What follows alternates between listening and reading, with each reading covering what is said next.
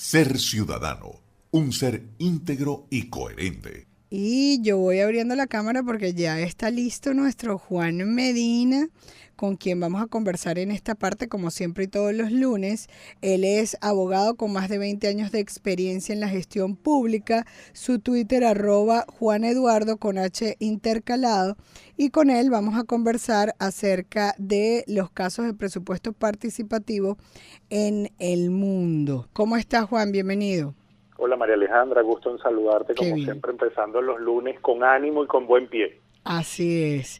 Bueno, tú sabes que el otro día vi por internet que uno no se tiene que levantar, como dice el dicho, con el pie derecho, sino con los dos, para que pisemos bien arrancando, tanto para la columna así como para que pase, o sea, nos levantemos el día con fuerza. Entonces trato de hacerlo porque a veces se me olvida.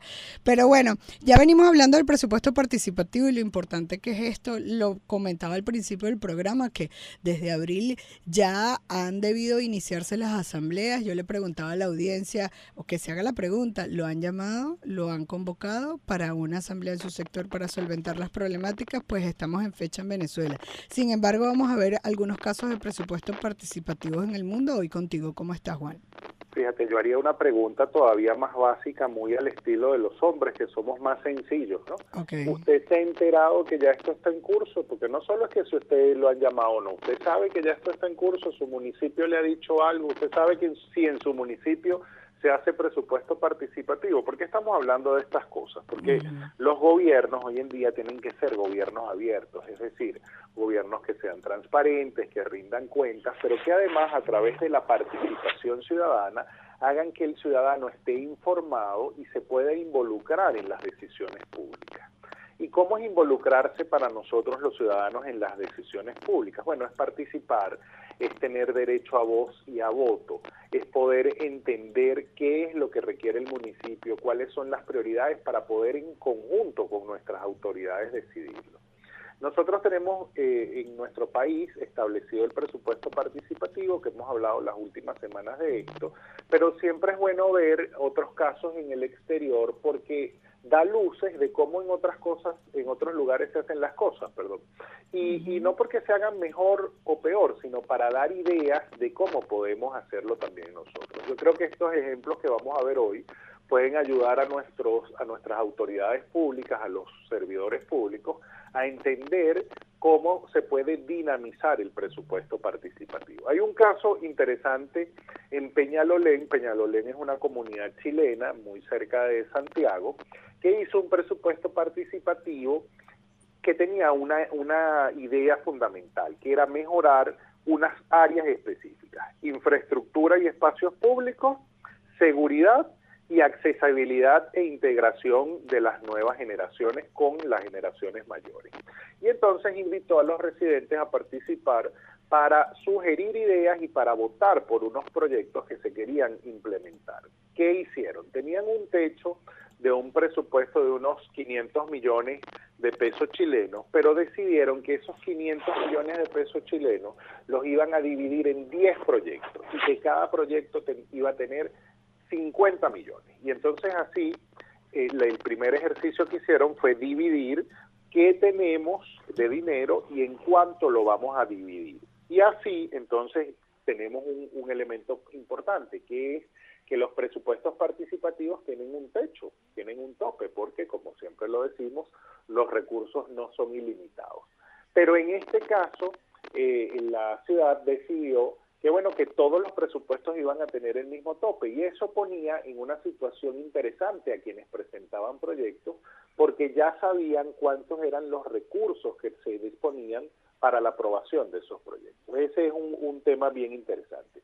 En este caso, tenemos que en esa consulta, en ese periodo de presupuesto participativo, 24,000 ciudadanos se registraron en la plataforma, y eso corresponde como a un 10% de la población de la ciudad.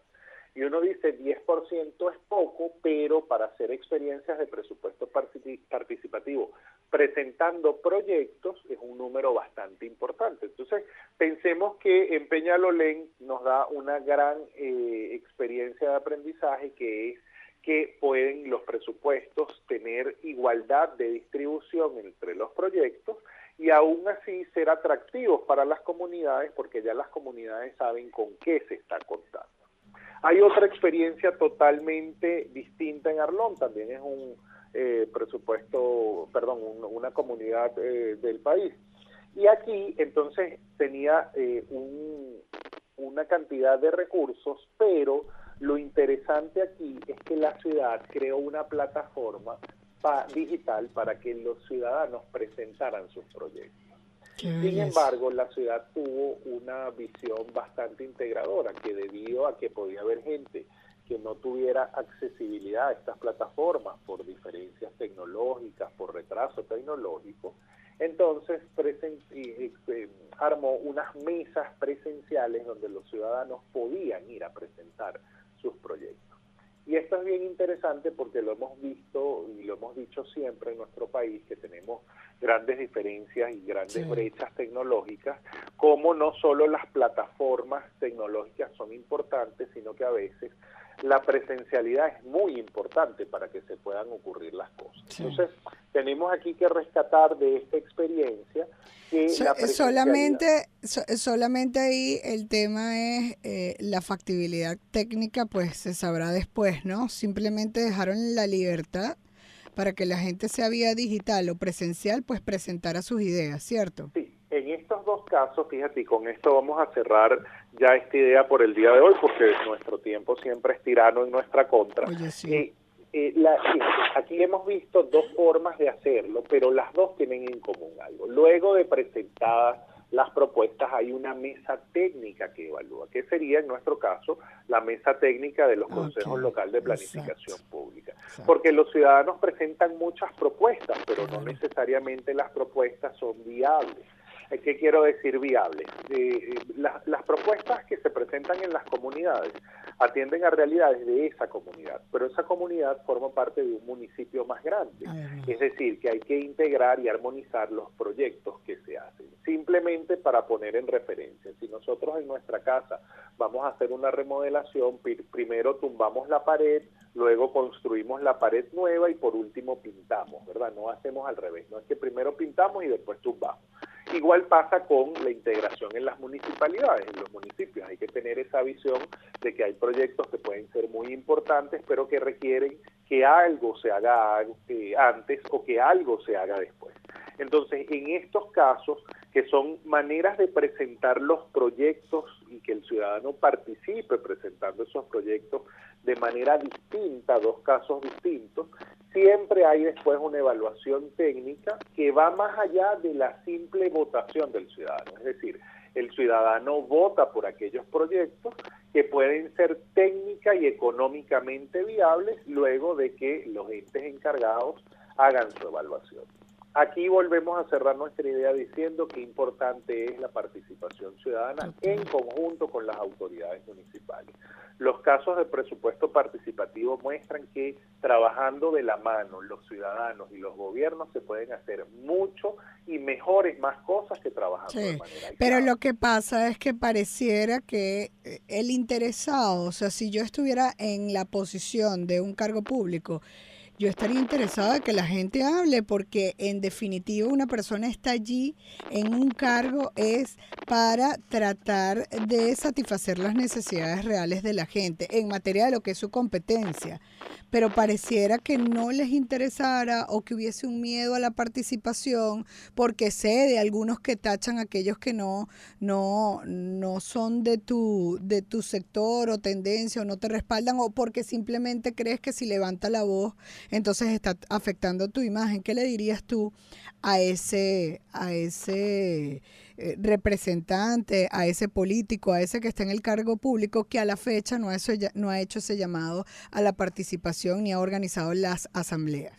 Yo creo que hay dos mensajes bien importantes. El primero es si eres un verdadero servidor, si la vocación es servir, la participación de la comunidad es fundamental para que enriquezca tu gestión, para que tú lo hagas de mejor manera. Cualquier servidor público que nos esté escuchando, de elección popular o no, si usted quiere que su gestión sea mejor, deje que el ciudadano participe. Exacto. Y lo otro es venza el miedo, rompa el miedo de que la participación ciudadana va en su contra. Por el contrario, si usted lo hace de manera correcta, la participación ciudadana lo enriquece usted, potencia su gestión. Entonces yo creo que tenemos que vencer esas dos cosas, el miedo, y tenemos que, porque no siempre es por miedo, a veces es porque no queremos a propósito, no es porque no es porque el servidor público tiene miedo, es porque no lo quiere hacer. Entonces, usted como servidor público está llamado, está obligado a hacerlo, y vence el miedo, porque la participación ciudadana lo va a fortalecer a usted. Sí, después lo van a publicitar a usted, si lo ve así. Bueno, muchísimas gracias a Juan Medina, abogado con más de 20 años de experiencia en la gestión pública. Su Twitter, @JuanEduardo, con H intercalada.